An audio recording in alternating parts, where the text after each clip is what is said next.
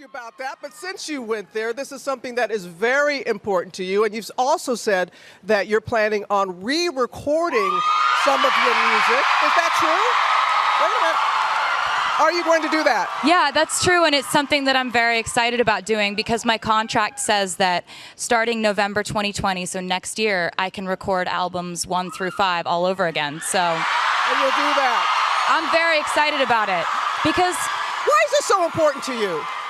I just think that artists deserve to own their work. I just feel very passionately about that.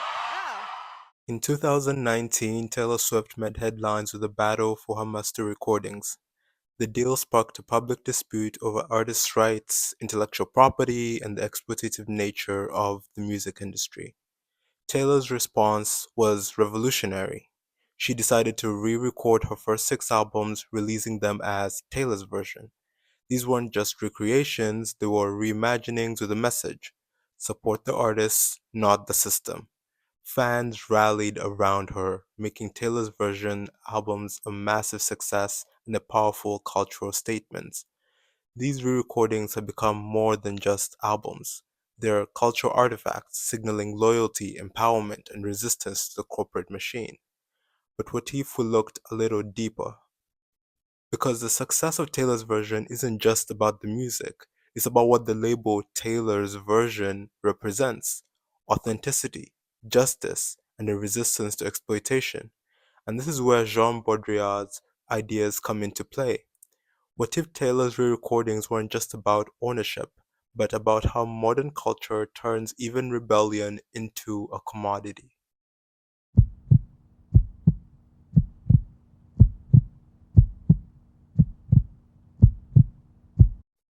Jean Baudrillard was a French philosopher and cultural theorist known for his critique of consumer society.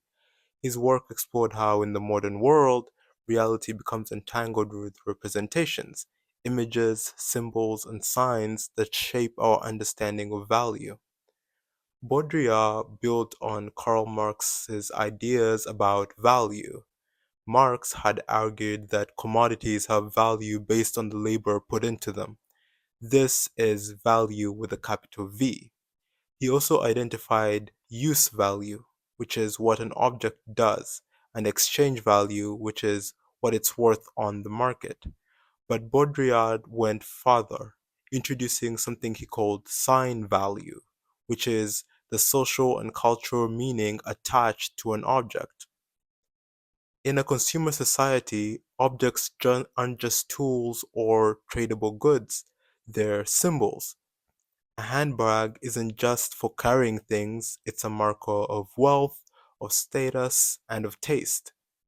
This shift from utility to meaning is what Baudrillard called the rise of sign value. Et tout nous porte à faire que tout puisse s'échanger. Les idées, les mots, les marchandises, les biens, les hommes, les individus, que la mort elle-même puisse s'échanger contre quelque chose et tout. Bon, et c'est une façon d'échanger que de trouver des raisons pour tout, de trouver des causes, de trouver des finalités et tout. Ça, c'est un mode de l'échange. C'est-à-dire que tout ce qui est lieu est sa référence, son référent possible, son équivalent possible quelque part. C'est-à-dire un échange en valeur contre quoi que ce soit, mais que ça puisse s'échanger. And Taylor's version, it's the perfect example. These albums aren't just music, they're symbols of loyalty to Taylor and rejection of the system that tried to exploit her.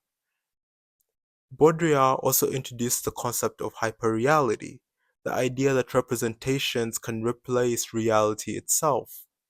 In this hyperreal world, the line between what's real and what's symbolic becomes blurred. Taylor's version embodies these. The original albums, once celebrated as Taylor's authentic voice, now feel less real because they're tied to corporate ownership. Meanwhile, Taylor's version becomes the new authentic even though it's a recreation. The value of these albums lies not in the music itself, but in what they signify: defiance, justice, and, most of all, authenticity. But this is where it gets complicated.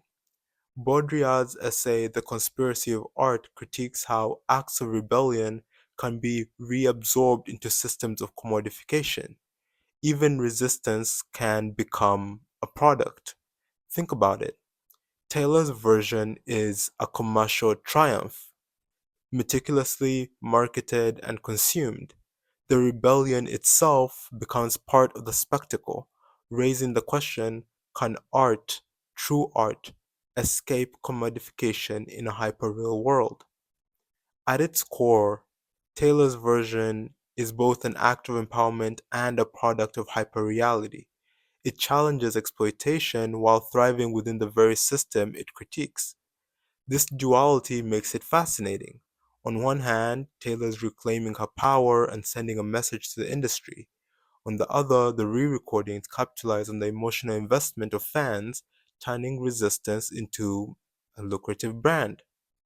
In Baudrillard's terms, Taylor's version is a ghostly presence, a recreation that replaces the original while exposing the flaws of the system. It's art that critiques but also conspires with the forces it resists.